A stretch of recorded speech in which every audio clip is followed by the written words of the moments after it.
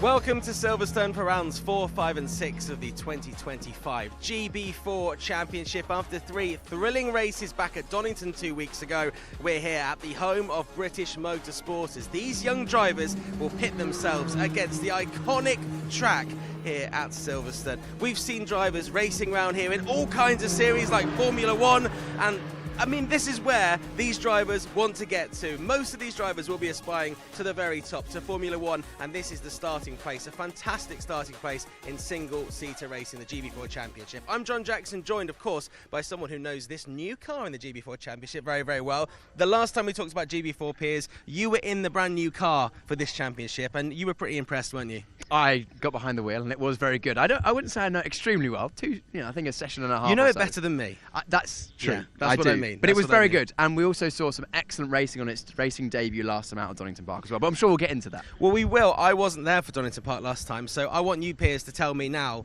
which drivers should we be looking out for. I would guess the guy leading the championship. Yes, well, Dan Ginchard leads the championship. However, it wasn't actually really him that stood out. It was the elite motorsport cars of Phelps, Bansal and Catullus. They were the ones that were topping the times in practice and qualifying. But Ginchard just banged in 3 consistent results and walks away as the leader. But Elite are looking hard to beat. They really, really are. Elite taking an early lead in the Teams Championship so far. Let's remind ourselves then of what happened with 3 excellent races a couple of weekends ago at Donington Park. Highlights from the season opener of the GB4 Championship, partnered by the BRDC in 2025. And it was Isaac Phelps starting from pole position with an excellent launch down to turn 1. He would hang on to the race lead. Bit of contact in though behind as the Elite Motorsports car there would drop back. Bansal making contact with the rear end of Taylor as he would fly down the order, and afraid after those issues. A few drivers making an issue and a mistake going through the Fog TS on the opening lap, with a couple of drivers trying to find their position and go single file as they head their way down into the old hairpin. Plenty of battling up the order though, including this, the number 77, Leandro Juncos, making some big moves down the inside as he was trying to work his way past Hilton there in the Douglas Motorsports blue car there. And also would make another move. Big one down the inside here on the number 17 of Stefan Bostantiev. Big move, bit deep, bit of contact, and it was Sem Bostantiev out wide, dropping him back behind the 2 Douglas cars. Late on in the race, on the final lap, Wilson would go out wide after a big move to the inside from Dean Areen, and it was Wilson round into the gravel and out of the race on the very last lap. It was a dominant performance though from Isaac Phelps, coming across the line to win his first race in the first race of the season. Dan Ginchard in behind and Alex Catullus in third. It was 1.3 seconds he was clear, 2 elite cars onto the podium, but an excellent performance from Isaac Phelps from pole position.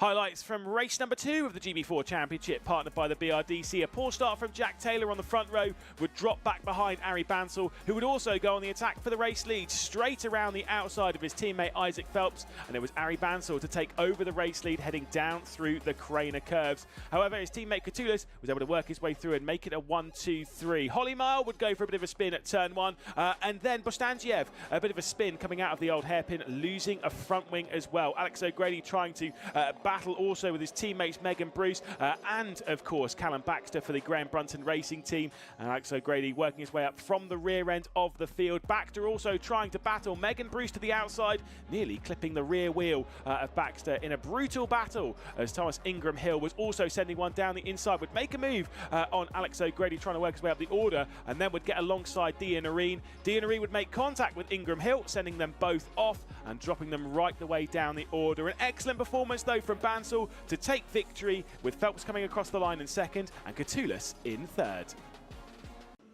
Highlights from race number 3 of the GB4 Championship, partnered by the BRDC. A great start from Berg, and a great start as well from Wilson, who was keeping him under pressure on the race down into the first corner, but Berg straight around the outside was easily able to hang on to the race lead. Everyone looking and jostling for their positions, including the 2 Douglas cars battling for 4th and 5th, and Hilton would come across in 4th. Bostantiev looking down the inside in the white and green pace performance car was unable to do so before some slides in the background. Isaac Phelps, championship leader, losing his his front wing earlier on in the race. He'd have to pit, have to repair that, and then would be charging his way back up the order, as Ava Dobson would also have a puncture, unfortunately. Junkos was making some big moves, getting past Ingram Hill on the run into the Melbourne hairpin, and all trying to chase down this driver here after a big incident. Alex Berg would come through the final corner to take victory after some drama, and then Holman in second, and Bostandiev would be in third position. Ingram Hill having a few moments on the brakes, and then this moment from Junkos straight down the inside, making contact with Wilson and spinning Wilson around. Confirmed across the line, as there was a bit of drama as well. Magnussen and Pribiel both in the barrier.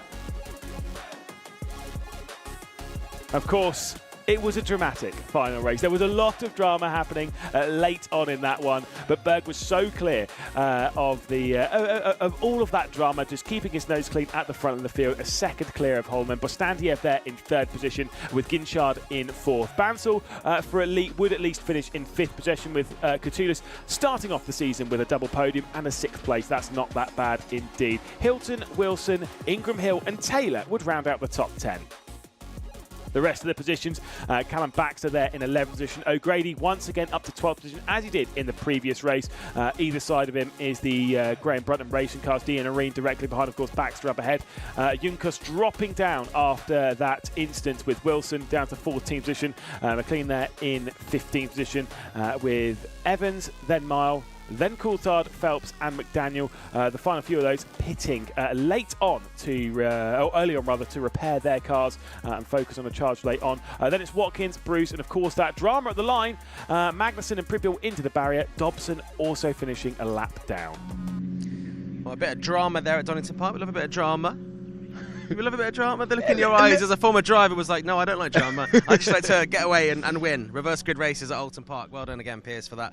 Great accolade for you there. Thanks, we saw some exciting racing there. Yeah. And, good to see Daniel Ginchard with a 2-point lead over Isaac Phelps. You know, a good start to this season for him. We saw the car for the first time there. So if you watched GB3 last year and you haven't seen a GB4 race yet this year, the car looks very similar, but there are differences. We don't have the air intake on the side. The front wing is different. What else is different in this GB4 car this year, Piers? Compared to the GB3 car of last year? Well, I mean, compare it to that and the GB4 car last year. Of course, the halo was probably the main thing. Yeah, of course. It's a whole new chassis. It's effectively the tub, or the main part of the car, has been handed down to GB4. Some significant modifications to bring it down to the required speed of a Formula 4 level car. So we've still got the same naturally aspirated 2-litre engine, which is very popular with the drivers and teams, away with the turbo. So we've got that singing 4-cylinder engine now. We've also got the same tyres, slightly less downforce than we had in GB3, both from the wings on the front and rear of the car and also the underbody. But of course we've increased the safety of the GB4 car with the halo and all the other impact structures that the original Tatas chassis for GB3 had. We'll take a look at the car in just a second, but like, you've driven this new GB4 car. What are some of the characteristics of this car from a driver's perspective? I think one of the biggest things for the drivers is actually the brakes.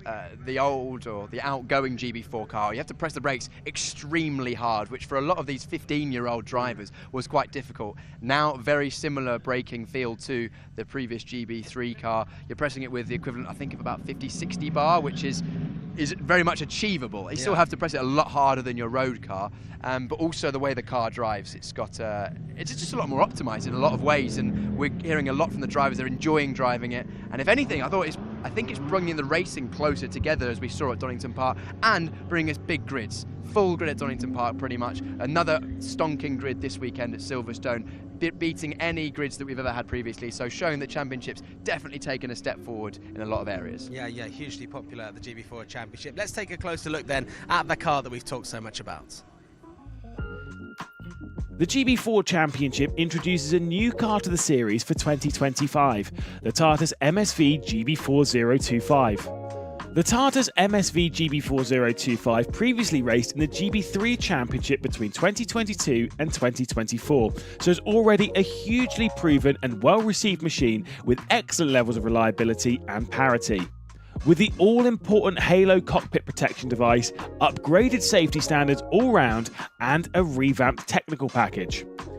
To meet GB4 requirements, the car has single-plane front and rear wings, a naturally aspirated 2-litre 4-cylinder mount tune engine mounted to a 6-speed SADEV gearbox with paddle shift, bodywork revisions, as well as additional safety upgrades including improved side impact and rollover protection. And that's the new GB4 car for the 2025 season.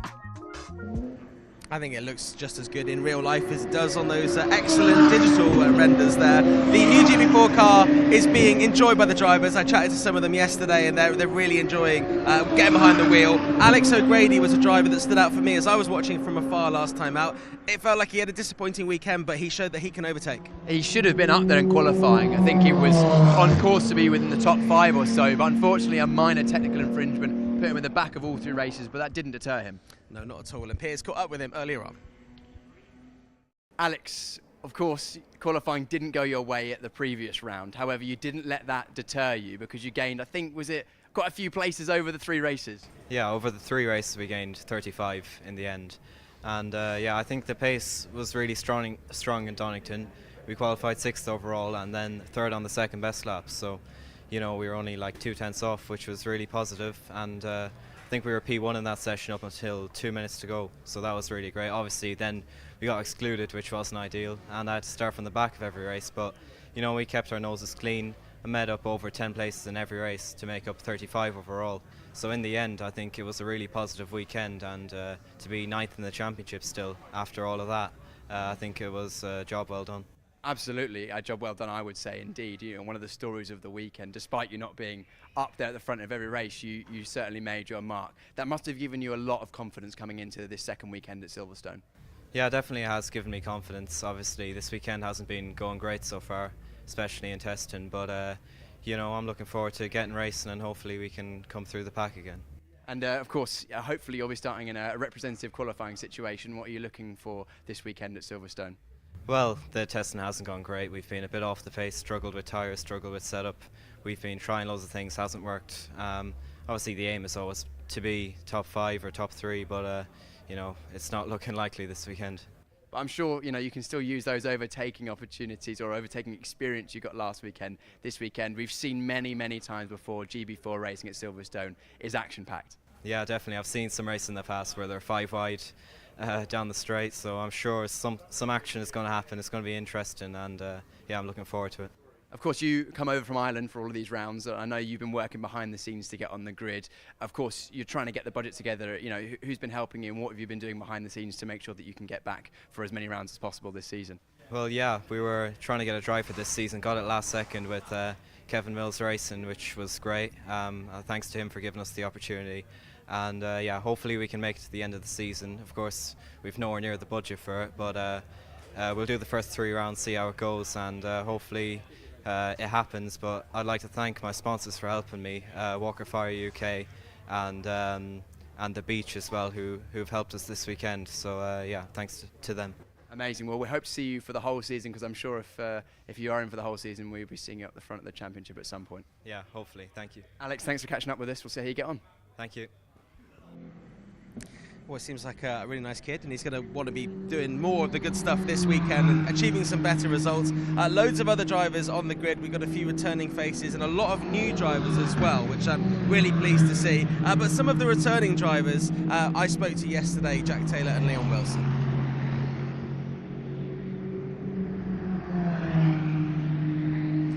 Yeah, so... Leon, 1 round done. We're now at Silverstone for the 2nd round this season. How do you rate previous time out at Donington Park? Was a bit of a struggle for us. We had a bit of a problem in qualifying, and then gears went wrong in the race, first race, and then second race wasn't too bad. So we got made up 2 positions, and then race 3 we had the pace to be there in front, but yeah, it just didn't help us very well. Could have caught Berg on the last lap, but he drove really well. Then sadly we got taken out in it there, but. Could have been a weekend for us, but it wasn't, so it's racing. That is racing indeed. We now go racing at Silverstone Grand Prix circuit. A treat for the drivers from what I hear. Of course, as one of our very few returning drivers, do you think you've got a bit of experience over the other drivers that will help you out this weekend? Yeah, hopefully. It's a new car, obviously, so setup's always a big thing for us. So, but as long as we can get the setup right and get well for qualifying, it'll be good. We've seen some great racing here in the GB4 Championship, but also from yourself, you had a strong round here last time out, if I remember rightly. Do you think you can emulate some of those good moves? Yeah, hopefully. We want to get further forward, obviously, but got lucky with someone getting a penalty in front, Burgoyne, who jumped the start. But obviously, we want the win this year, so we're going to come for it. And if we don't get a podium, we don't get a podium. As long as we keep getting in those points and look towards the championship this year, really. Well, you mentioned it just then. I was going to bring you on to the rest of the season. You've mentioned you'd want to get the win this season. What's going to be the key to getting that championship, do you think? I think staying calm mostly. There's always bad and good weekends, so as long as we stick top 5 really in every race, then it'll help us out a lot. But we need to keep getting those wins, poles and stuff like that. But comes with a bit of luck, obviously, which we haven't had the last few weekends. So just need to get the car sorted out for this weekend, really. Leon, we'll see how you get on. Of course, second-year driver. We'll hope to see you emulate some of those antics from last year. Thank you. Great to see you. These races come thick and fast. The second race weekend in the GB4 Championship. How are you getting to grips with this new car? Obviously, we've seen it in the GB3 Championship last time. We've seen it modified for the GB4 Championship this year. It looks good. How is it out there on track? It is a nice car to drive. It's slightly different to last year. Obviously, it's got a limited slip diff now and a halo and stuff. But yeah, I do like it more than last year's car, I'd say. Yeah.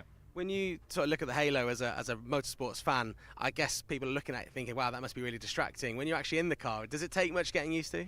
No, I don't even like when I'm doing C-fit and stuff, you don't notice it, you just drive around, yeah. But it's great to see, obviously, huge importance for safety. When it comes to Silverstone, it's a track that I'm sure back home in Tasmania, you know, you've heard great things about, now you're getting to drive it.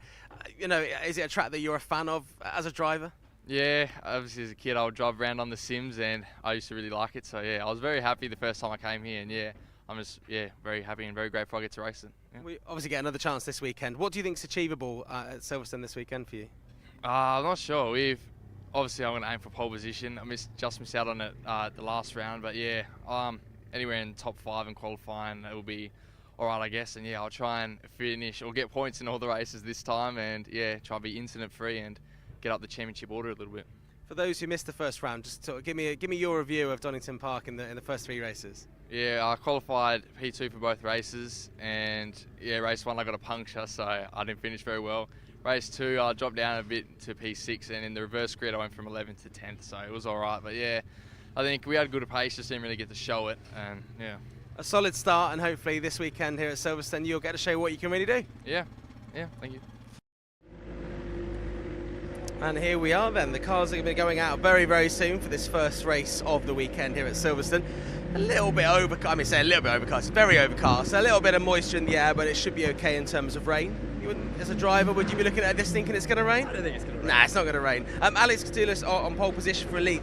You mentioned before, Elite are just absolutely storming GB4 so far this year. What is it, do you think that they've kind of got going? You can have my mic, it's fine, Piers, don't worry. No, it's still good. I'm in it back Oh, again. here we go, he's back on. Yeah, what is it about Elite that they seem to just found a bit of magic with this car? I don't know, but you can see there's a lot of yellow at the front of the field. So you've got 3 strong drivers. They've all had a good amount of practice and testing ahead of the year. And we know Elite have a lot of experience with this chassis from last season in GB3 as well. So they're using that to push them forward. And that shows the advantage of having 3 strong drivers, the experience around them, and then just extracting it. It's all about putting it together in qualifying. Well, look, we've talked about the cars, we've talked about the drivers. Let's take a look at the track we're racing on here at Silverstone.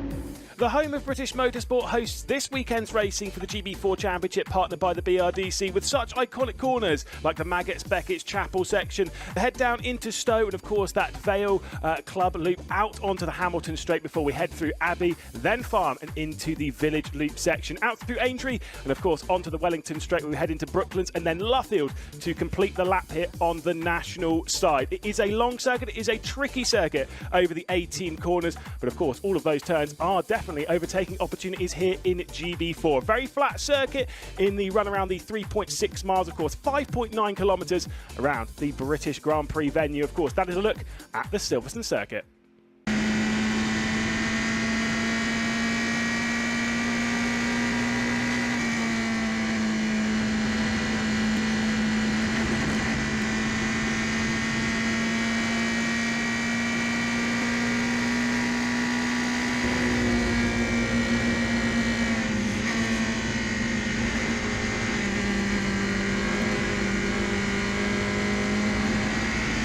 We're heading out onto the hangar straight now. This is where the cars are flat out in qualifying. We'll be looking for the slipstream during the race. You can see a distant slipstream ahead, but he's not going to get any advantage from that at this stage. And then we can have overtakes on the inside and outside of Stowe Corner. We head into the inside of the corner, down 2 gears, nibbling the apex in the middle and trying not to go over track limits on the exit. Now over to the right-hand side of Vale, braking down 3 gears into Vale. Use the curb on the left to keep you into the left so that you can open up the right-hander of Club. Flat out through here, watch out for the curb on the exit, it can pull you off the circuit. Now down the Hamilton Straight. This is another overtaking opportunity in the race if you get a good exit from Club. Completely flat out through Abbey and then through Farm on the left-hander. It's all about setting yourself up now for the braking zone of Village. Braking down 3 gears, use the apex curve in the middle. Don't run all the way to the left because we've got the loop coming straight up afterwards. Traction out of here is imperative. Another long straight afterwards. Good traction in the Arden car for Leon Wilson here, running through Aintree and now the Wellington Straight. A second long straight on the lap, overtaking opportunity certainly, both on the inside and the outside. We've seen that many times before. Right hand side, we're braking on the curb. The car's rolling into the apex. You have to nip the apex later in the corner, and then we fire a lot of speed into the last corner of Lutfield, miss the middle apex, back to the end, and then a flat out run towards Woodcote for a full lap of the Silverstone Grand Prix circuit with Arden's Leon Wilson. I think, Piers, we should get you to drive around the track one day and just do the track guide as you go round. Live. You're man of many talents. Yeah, live, man of many talents. I was going to say, it's nice to see the blue car there. I think the camera was just on it here of Douglas Motorsport back in the paddock, because they were here a couple of years ago, and we didn't see them last year in GB3, but back in GB4, and certainly showing that they've. I mean, they were one of the first teams to actually get this new GB4 car, weren't they? We saw it quite a lot last year, but that doesn't mean anything really. You still need to get drivers in those cars that know how to put it towards the front of the grid, and that's what we see here. Yeah, Luke Hilton doing a great job. He was fast in testing at Donington, didn't quite extract it as much as he wanted to in qualifying. Had a strong weekend, but not as strong as it could potentially have been. But this weekend, qualifying third on the grid this time, he's going to be looking to get in amongst the elite cars at the front of the field. Douglas in their very blue livery will be easy to spot. Got a lot of very well turned out cars this year, very good looking grid in 2025 as well. Of course, we'll see more cars as we go along. Let's hear then from the championship leader. By 2 points, a slender lead after one weekend and 3 rounds, it's Daniel Ginchard. Dan, championship leader coming into this second round here at Silverstone. That must sound pretty good to you. Yeah, it's amazing, to be out of the car for so long and then be coming out of the first round as a championship leader. It was definitely a massive relief, to get that first round out of the way and be so strong like we were. I'm really looking forward to hopefully building on that this weekend. Consistency was key last weekend. You didn't win all the races, but you managed to just bang in the results. Do you think that's going to be a sort of reflection of what the season's going to hold this year? Oh, definitely. We might not be the outright quickest every round, but as long as we're scoring consistent points, podiums, definitely want to pick up a few wins sooner rather than later. But yeah, points make prizes, and that's how you win championships. Let's talk about this weekend at Silverstone. Must be pretty cool driving one of these GB4 cars around the Grand Prix circuit. Oh, definitely. The track's amazing. The car, as we know from before, is amazing to drive. So that combination is definitely going to make for some exciting racing and close racing. What's going to be the key to getting good qualifying sessions and the most out of the race this weekend, do you think? I think making sure we get on top of the tyre warm-up and track position, making sure we don't have any traffic, because there's it's quite easy to find traffic here through Margate and Beckett. So if we can get that right, then we'll be in for a strong qualifying. And then, looking ahead to the rest of the season, you've started off well. What are your hopes? What are you looking at? Has your expectations changed? Oh, we were definitely expecting to be in the hunt for the championship, and that's only just grown after such a strong first round. So yeah, we're definitely looking at carrying that form throughout the season. Amazing, Dan. Congratulations on a successful first weekend. We'll see how you get on this weekend and going forward. Great, thank you. Daniel Ginchard there, he'll start this race in 8th place. Piers, can you do something from 8th place driving these cars around here? I think so. I think there's going to be overtaking opportunities. We've said it many times before, but in GB4 here at Silverstone, we see crazy racing. I've brought it up a number of times at Silverstone races, but Tom Mills, who was racing for KMR Sport a couple of years ago, managed to go from 5th to 1st to 5th in one lap around here, such as the slipstreaming action we've seen. Of course, it remains to be seen with this new GB4 car, but based on the evidence we saw from Donington, where we saw lots of overtakes, lots of slipstreaming action, both inside and outside, It was good fun race to commentate on. I'm hoping we're going to have the same again today, but that also gives the drivers an opportunity to make up for not an ideal qualifying position. Yeah, of course. It's nice to see actually some of the former drivers from both GB3 and GB4 here coaching. You mentioned Tom Mills there doing a lot with KMR Sport. Alex Connor, who was in GB3 a few years ago, is over there as well. And we've seen, the likes of Joseph Loke back with Fortec after his season in FIA F3. So good to see those drivers imparting their wisdom on the younger drivers. But for the first time in GB4 this weekend here at Silverstone, it's round 4 of the championship. Let's go racing.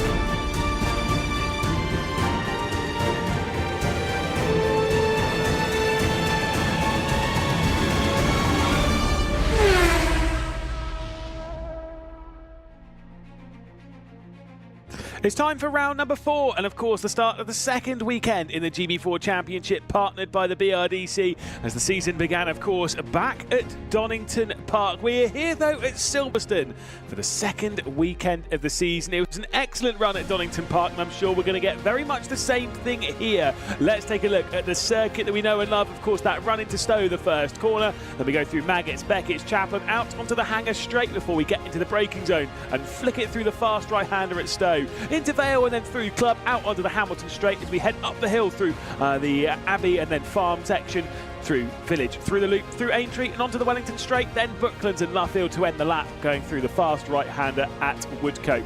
In GB4, there is a whole host of corners to do battle at, all of these being overtaking opportunities, every single one of the 18 turns around this 3.6-mile circuit. To remind you a little bit of the dramas that we had at Donington Park, it's Dan Ginchard that leads the championship. Isaac Phelps, though, in second position in the championship, already has a race victory to his name, as does Ari Bansal in fourth position, and Alex Berg, who sits 5th in the championship. The driver that's sitting 3rd in the championship, that's Alex Catoulis, who, guess what, has a double pole position this weekend, has had a phenomenal performance through the qualifying session, and will be starting this race from the pole position for Elite, who lock out the front row. Of course, it was Jack Taylor who was alongside Isaac Phelps on the front row about a few weeks ago, and now Alex Catoulis makes it an Elite 1-2 with Catoulis alongside Phelps. Speaking of people alongside other people, it's myself, Lewis McGlade, and I'm alongside Piers Pryor in the commentary booth. Hello. Now that's a segue, Lewis. Thank you. Yes, thank you very much, Lewis. It's good to be in the commentary box once again for GB4. We had a great time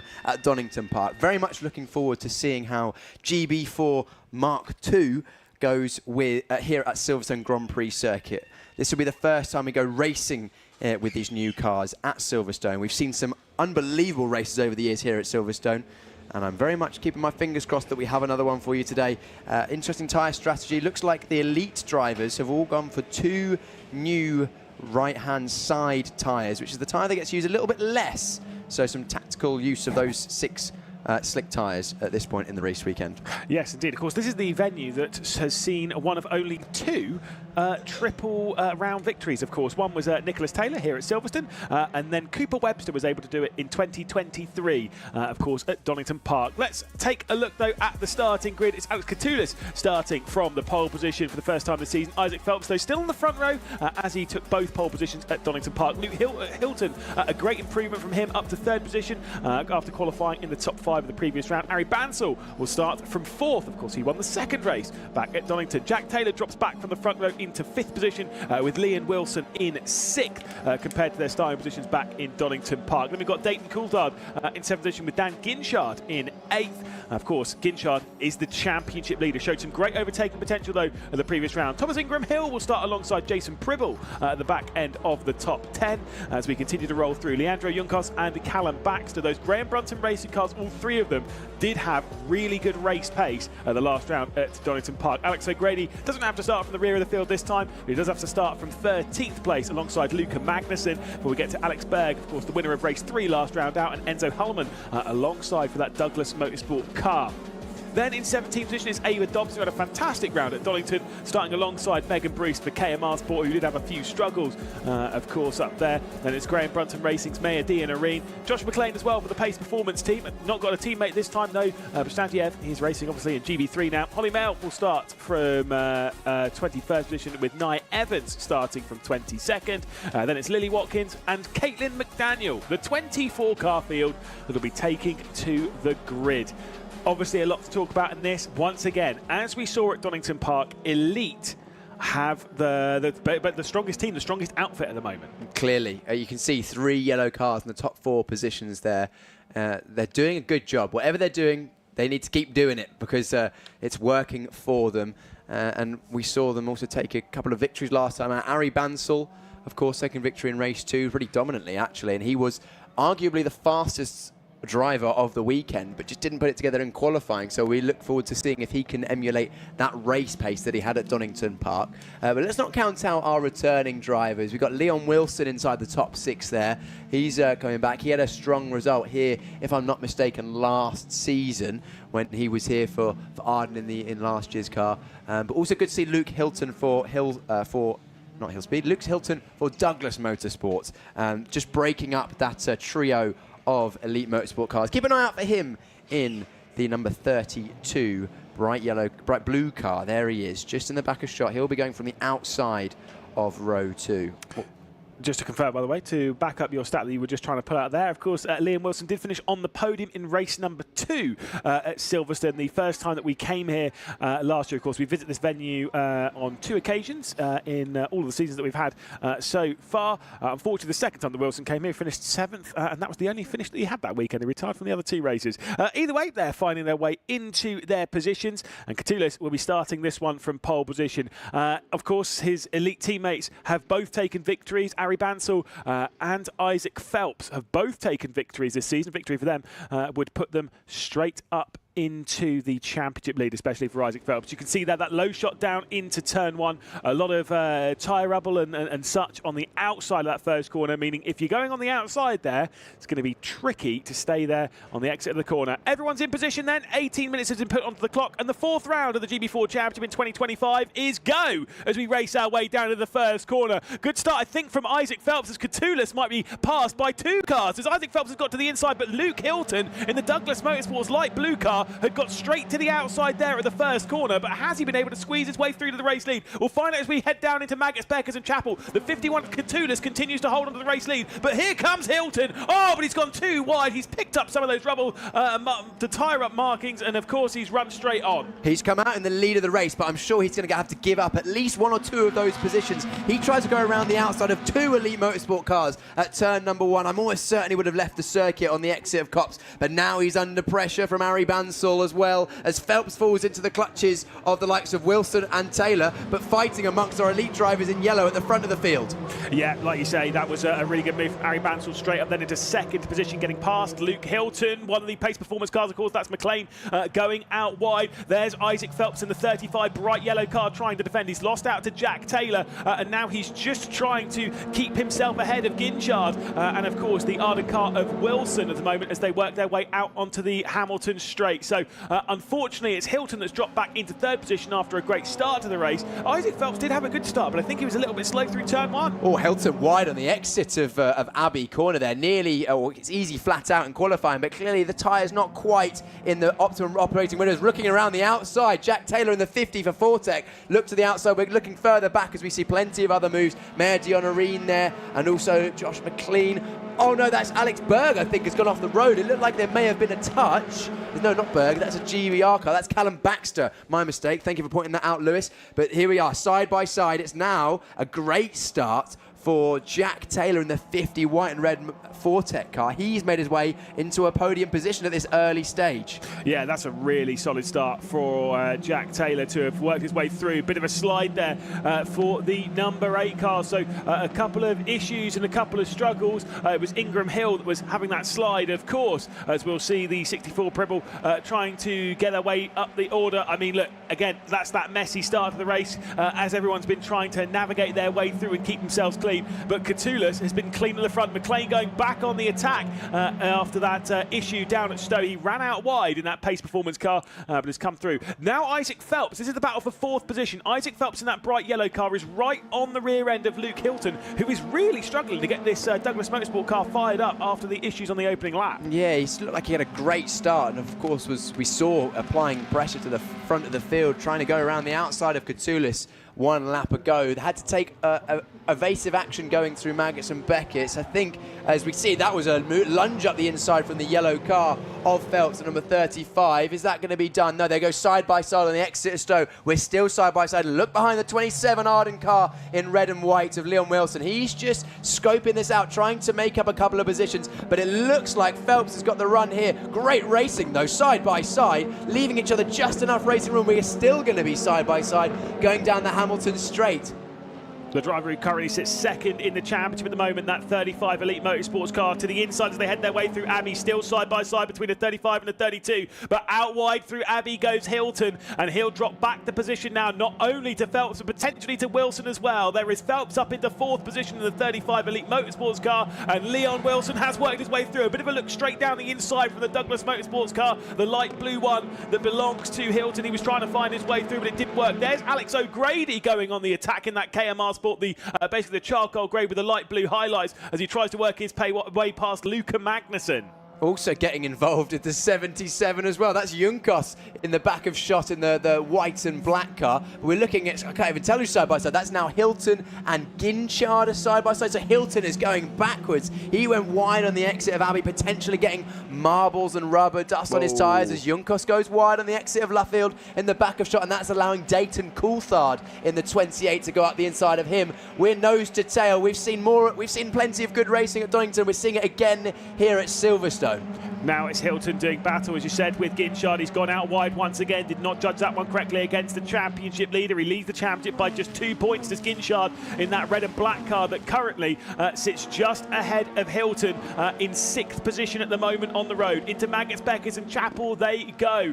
Should be an estimated 9-lap race, by the way, of which we have completed just 2. So an estimated 7 laps left to go. Here's a replay. Here's a replay, yes. It's Hilton trying to hang it around the outside. You saw the dust being kicked up, and then as soon as he went wide, the bottom of the car, the plank underneath, hit the curb, and that's when Wilson was able to swoop through on the entry of Village, and then from then onwards, Hilton just going backwards. He came over the line on that last lap in 7th place, down 3 in 1 lap. I think he would have been wise to just back off on the entry, concede the position into Abbey 1 lap ago, and then potentially attack into the Village. But unfortunately, he then went wide, and then the momentum was backwards, and that's something that you see a lot in junior karting, for example. You lose 1 place, and that leaves you, removes your momentum. You lose another and another, and we're seeing exactly that in this race.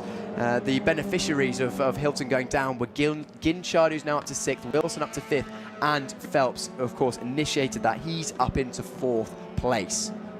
Did see jumping into that fight where you've got Junkos and the likes. It's Jason Pribble who is trying to march his way into it in that lone ADM car, the 59. This is your race leader, though, the 51. Catulus looking to start his winning ways in the 2025 season. It would mean that we'd have 4 consecutive different winners, which I can't recall that happening too many times. I'll have to flick open the spreadsheet and see if I can find on the stats the last time that 4 consecutive different winners happened, because I can't recall too many times. You'll have to do some research overnight, Lewis, get your spreadsheet of doom out. We cut back to further down the field, looking at Jason Pribble for ADM there.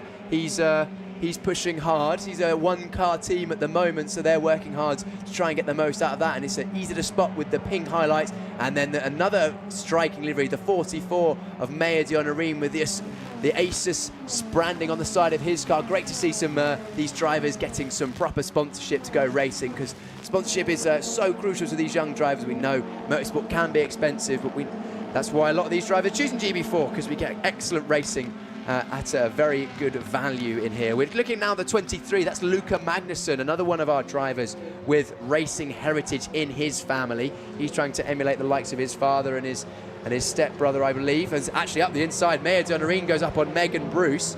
Can he get that move done? Yes, he can. That's a good move from the Graham Brunton Racing driver. Bruce just dropping over the curb on the exit. Is she going to try and fight back? Luca Magnussen now looking up the inside of Pribble, going into the corner, gets that one done.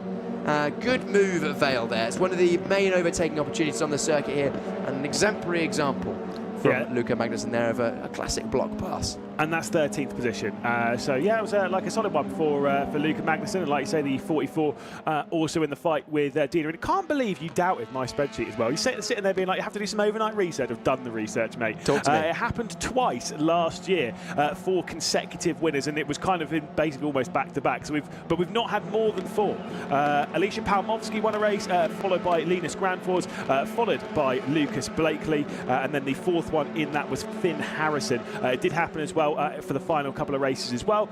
So it's happened twice. So this would be the 3rd time it's happened, but the one with the potential to make it a 5 different race victory streak. Technically would already be in that case if you account for last season as well, but I'm more thinking of in one season. So we're probably on the streak already. Well, it's a great advert for the championship, isn't it, already, and its new guys, as we see once again Junkos going wide out of the final corner. He's dropped a wheel onto the gravel a couple of times there. Not going to help his exit speed, but also he'll have to be cautious as to not get any track limit warnings, as has the number 9 of Megan Bruce. She has a black and white warning flag for track limits. Too many more excursions off the circuit and she will be looking at a 5-second penalty. We saw a couple of those in the GB3 race earlier on today. A reminder, the rules here at Silverstone, well, in the UK, racing under motorsport, UK regulations are your wheels must stay within the white lines unless there is a curb. Your wheels may be on the curb, but not go past the edge of any curb. That accounts for the inside of corners, the apexes, and on the entries and exits. So if you see the cars with wheels on the curbs, that's fine. Over the back onto either the green paint or tarmac behind, not fine.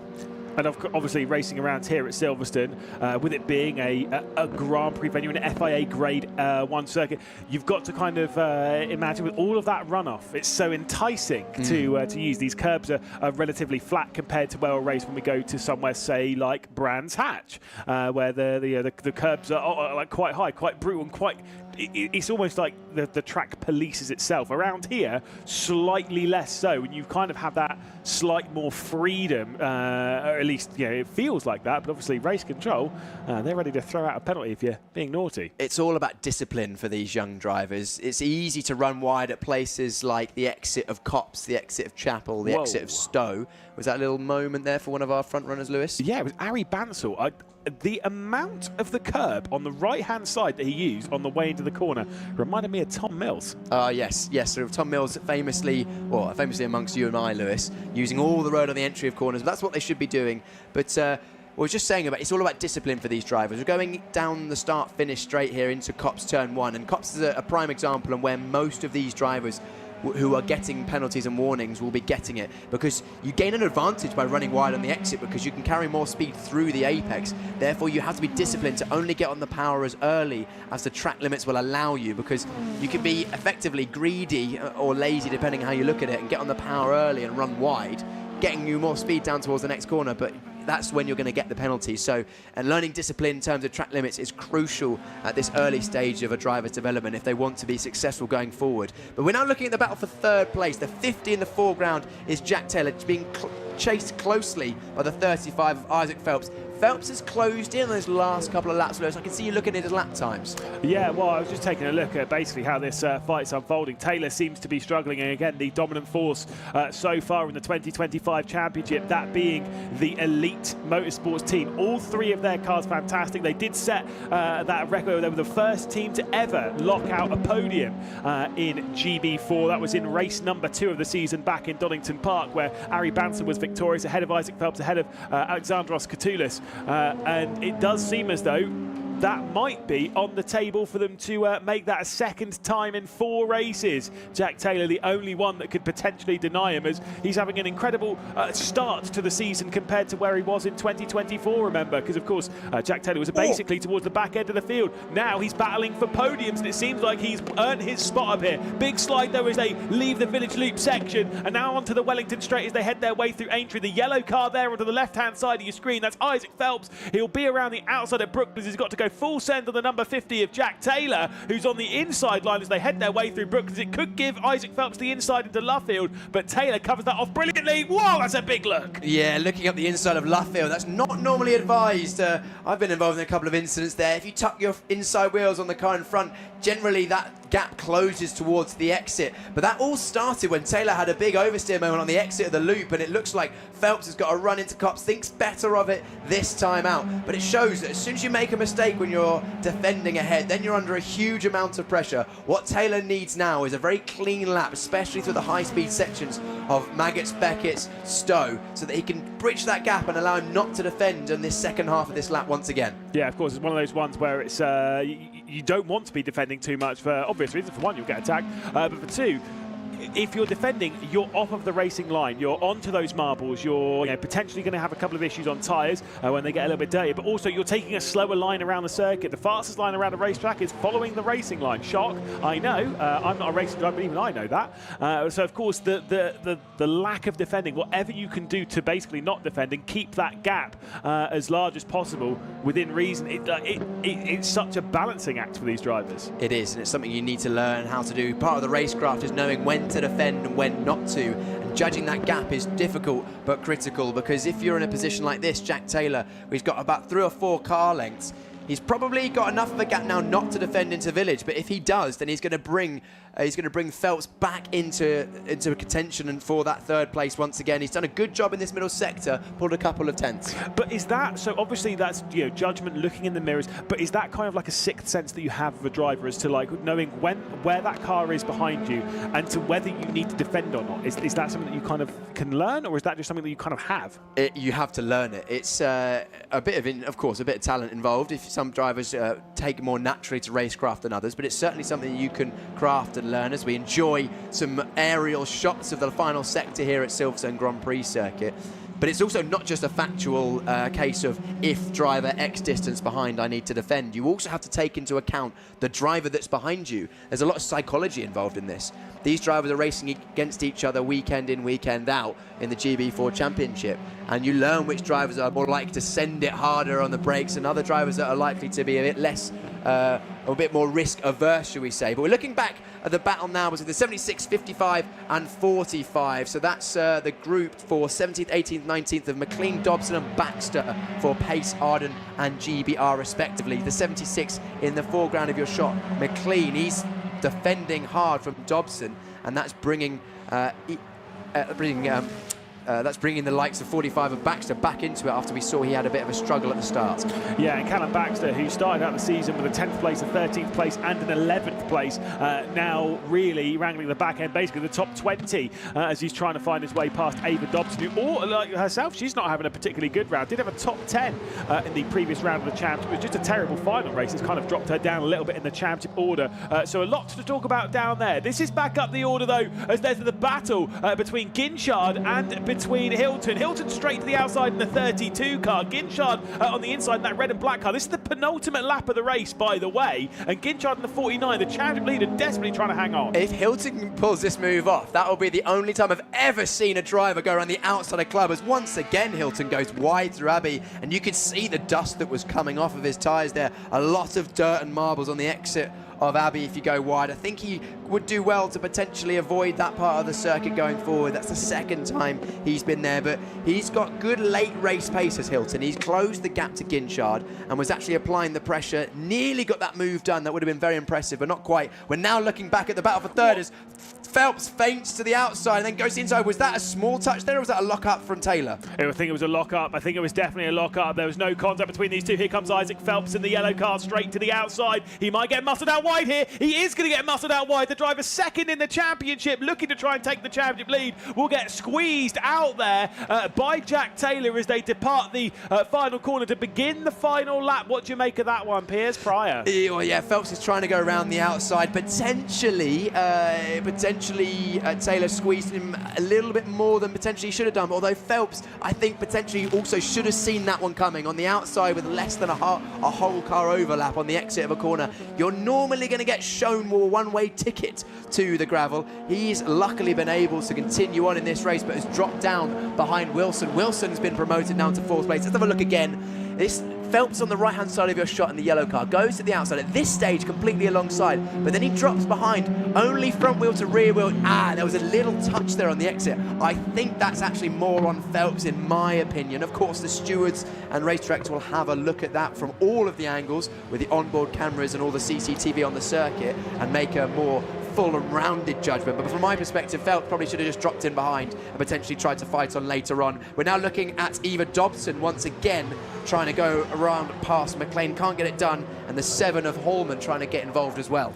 Dobson's just received a 5-second time penalty though for track limits, so Dobson in that 55 Arden car will be given a 5-second post-race time penalty. Bit of a lock up there from McGlade, and that's allowed Hallman to come straight through. Already through in this fight, by the way, was Baxter. So Baxter's already worked his way through and up the order and past that group and up into, what is it, 16th or 17th position. But yeah, there's a little bit of a costly mistake. Well, someone's been watching GB3, I think, because this is very much a Freddie Slater-esque drive coming in from Alex Catoulas straight around the final corner, and in dominant fashion, it's 4 different winners from 4 races to start the 2025 season. Catoulas takes victory in the first race here at Silverstone, and it is going to be a 1-2 for the elite team, a dominant performance as we wait for 6 seconds to see Ari Bansal across the line. It will be Taylor, but I'm pretty sure that one might be under review. What a interesting race in terms of the championship. Elite Motorsport having another very, very strong showing. If it wasn't for Phelps' slight mistake and a couple of laps to go, then it could have been another podium clean sweep. But a 1-2 for the team, they'll still be very happy with that. And Catoulas taking victory in dominant fashion. His fastest lap, nearly 6/10 faster than anyone else, as we see McLean just limping back home. So some drama out of camera shot on that final lap.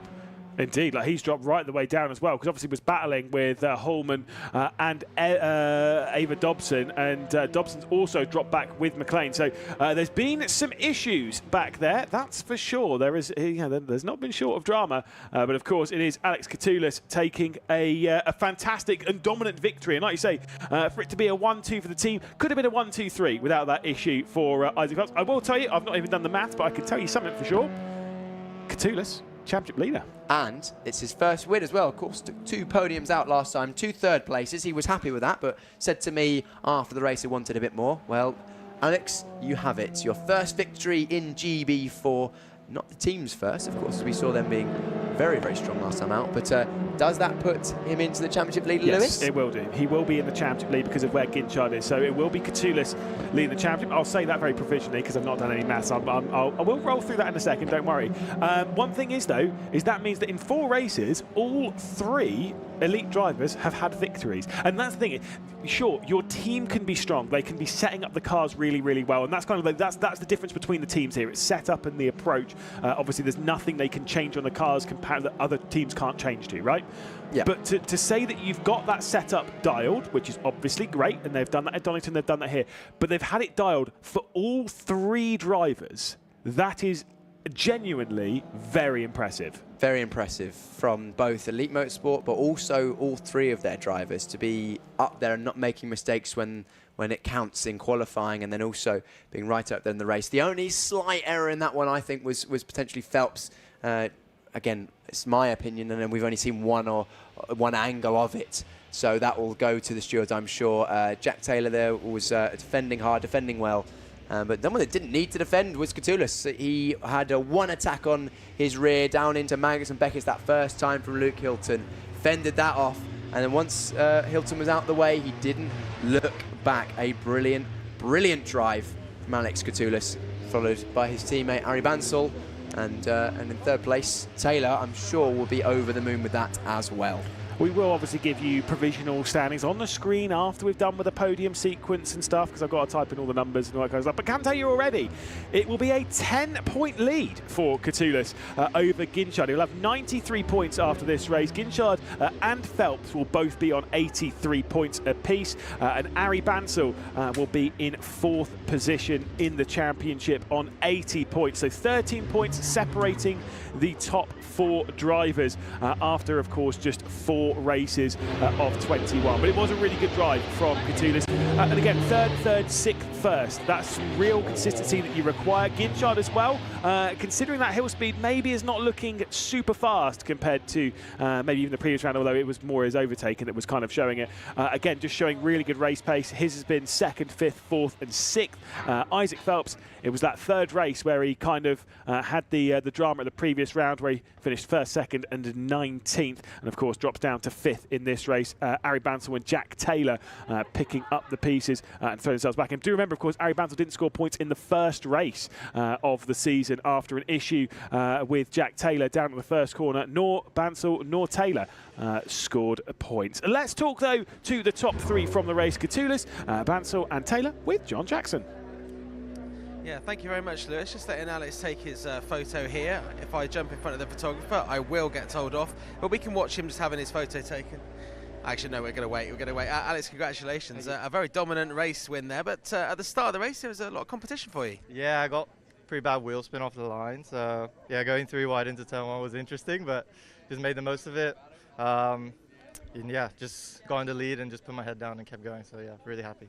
Once you get out there and you have got a bit of a gap, is there any fear in your mind that maybe you'll lose focus? Or, I mean, it's a fairly short race, but there's still plenty of opportunity to make mistakes, right? Yeah, of course, but you know, just focus on the next corner. I think nothing else really matters at that point, so just keep driving and doing the best you can. And Elite are doing incredibly well at the moment, really, really dominant in these first 4 races. What's the secret?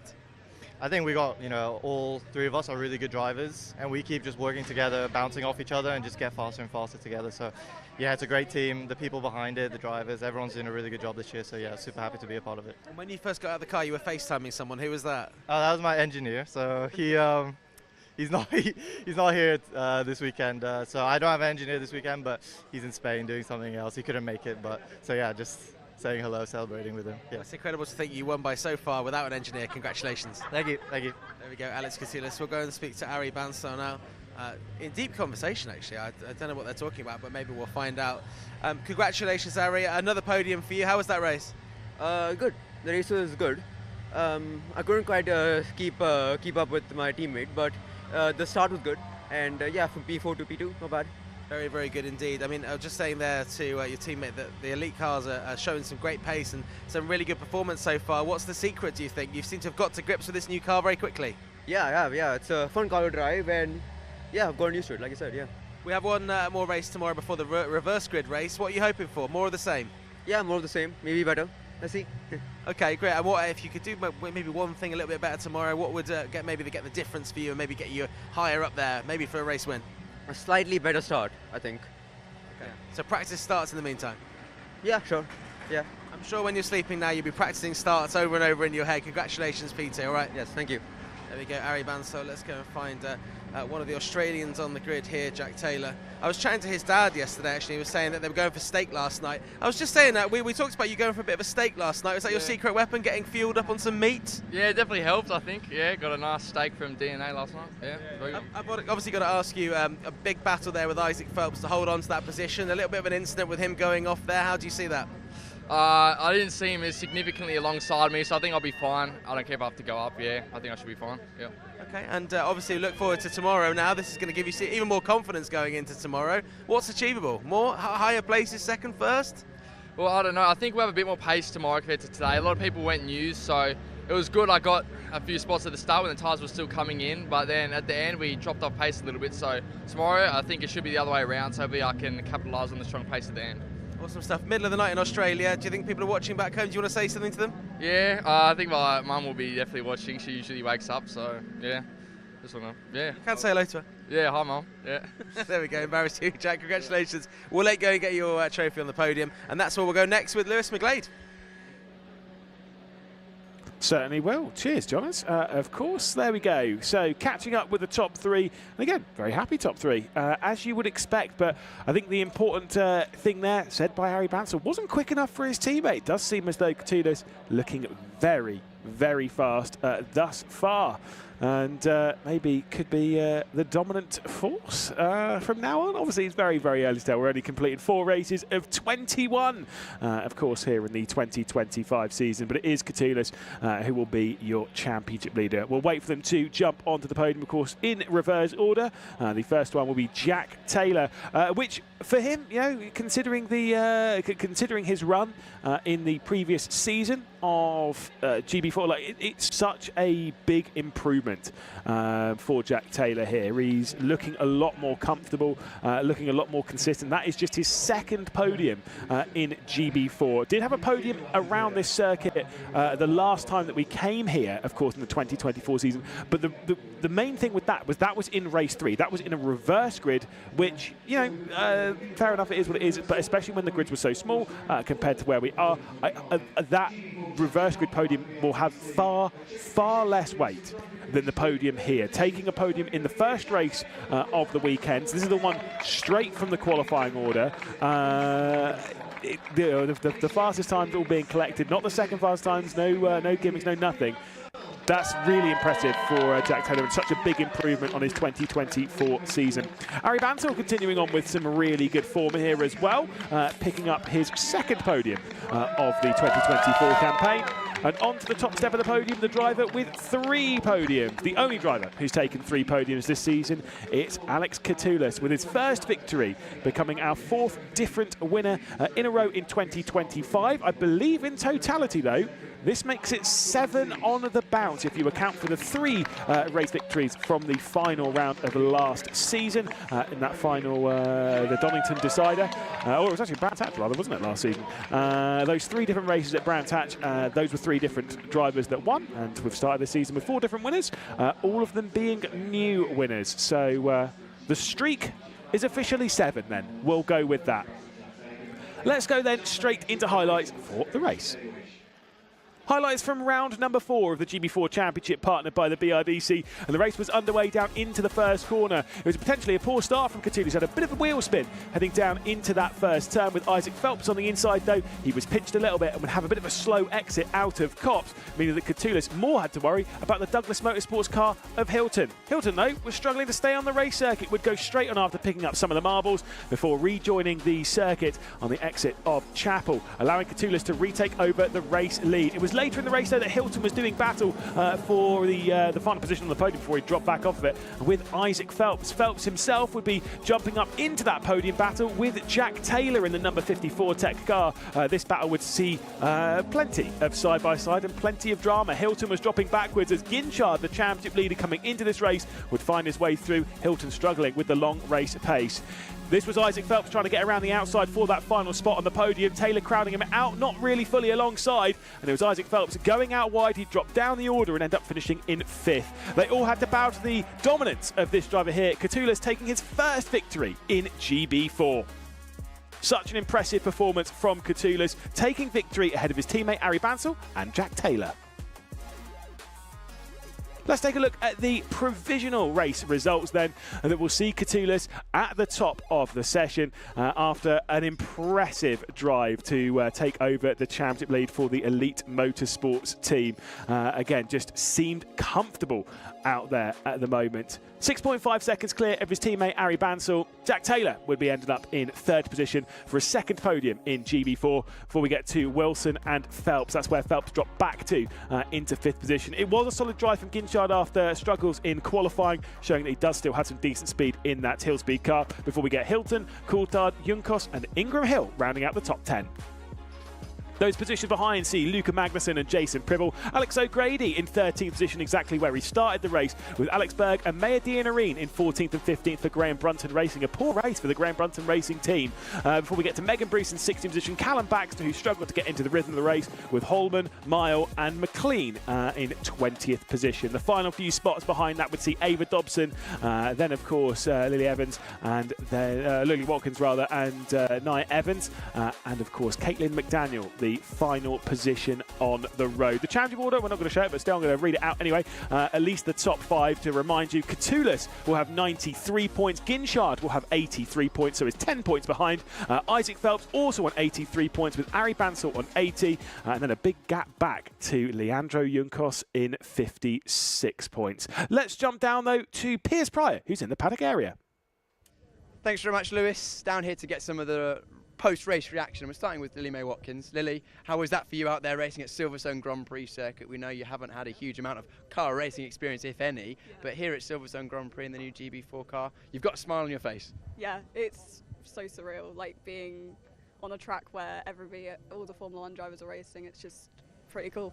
Pretty cool. It looks like you're definitely chipping away at it, getting closer and closer to the pace, and KMR Sport helping you with that. How do you feel like your weekend's been building in your season?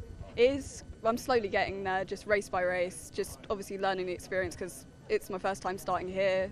Donny was my first race in cars in general. So it's literally just step by step, improving every single race. Like that race, my start was a lot better. I was closer to the pack the entire race. So yeah, it's just improving every single time. Well, we'll surely see you getting closer and closer to the front. Lily, thanks very much for catching up with us. We'll let you go and debrief with the team and chill out when we head to tomorrow's race. I'm going to grab Callum Baxter now. Callum, come on in.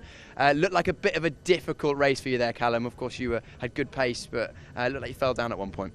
Yeah, I just got hit on the rear on the first lap, sent me out wide, dropped me to the back. So after that, I made up a couple more spots, but it's not where I wanted to be after the first lap. No, of course, not where you wanted to finish, but you had to make some overtakes to get there, and potentially a bit of experience coming into play there. Yeah, definitely. I mean, it was a fun race, but like I said, not where I want to be. So I'm really looking forward to tomorrow and just a fresh start. What do you think you can do tomorrow? I think just have a nice clean start and then work from there, and then same thing race 3. I think I'll have the reverse grid pole, so it's just about clean start and trying to do my best.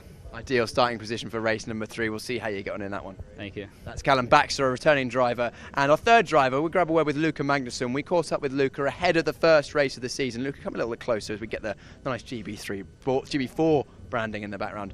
Looked like you were getting well involved in the battles there, some good fighting. Yeah, it was fun. Good race, intense battles, and yeah, had a lot of fun. It looked like good fun out there, but also I think from my perspective, you've definitely taken a step forward in terms of pace this weekend. Do you feel the same? Yeah, I feel the same. From being 20th in Donny to being top 10 in the practices. It's a big step for me and my career. Where do you think the pace has come from? What have you been doing that's allowed you to get that extra pace? Yeah, I've been really analysing the data, watching a lot of onboard, and yeah, Silverstone's always been a track I'm pretty good at. Amazing. Well, it's great to hear from you. We'll see how you get on tomorrow. What do you think tomorrow could have in store? Hopefully a podium, be far back, but yeah, we always hope for the best. Well, look forward to seeing some more moves like you did today. Luca, thank you very much for joining us. We'll see how Luca Magnusson gets on tomorrow. Jono's first race of the weekend. That was interesting. It was good fun. I've got some inside information for you. Talk to me. You know, while you're doing these interviews, I'm chatting away, right? And Joseph Loke, who used to drive in GB3, he is the driver coach for Fortec, and he said that he advised Jack Taylor that that's a good corner to just keep your line, hold your line, and if anyone tries to go around the outside, then they're going to come a cropper. So he's taking full credit for that move. So obviously, if there is any kind of penalty at all, then Joseph Loke will be coming on this broadcast tomorrow and apologising to his driver. Yes. Yeah? Do you think that was an okay move? Yeah, I think it was fine. I think the ultimate culmination of the move came when there was front wheel of Phelps came in contact with the rear wheel of my brain's Jack Taylor. Jack Taylor, of course, as we were talking about Jack Taylor. It's all right. There's a lot of drivers now. No, with GB4 having like a huge grid, it's my brain just went blank. Anyway, because it was front to rear wheel contact and Phelps on the outside. At that point, you need to be, I think, relinquishing the corner. Yeah. In my opinion, of course, we only seen one angle, so the stewards will make a decision. If you want to keep up to date with that, head over to the GB4.net website, and all the updated results and post-race amendments, if there are any, will be on there. I love how you always read the full address. Like, you're so thorough, Piers. This is why we like you. I'm an engineer. You are an engineer. I'd just Google GB4, it'd be easier, or ask Siri or some kind of I don't know, AI. Anyway, we're rambling on. We've got 4 more races coming up tomorrow, 2 in the GB4 Championship, 2 in the GB3 Championship. You can check out all the times by just Googling GB4 or GB3 or checking out the social media channels, which I recommend you do. There's a queue of drivers here looking to speak to us after that GB4 race, and we'll bring you some of those interviews before the first broadcast tomorrow. As I say, check out all the times there, and you can watch the highlights as well on the MSV YouTube channel, and we'll see you tomorrow bright and early for 4 more races here at Silverstone.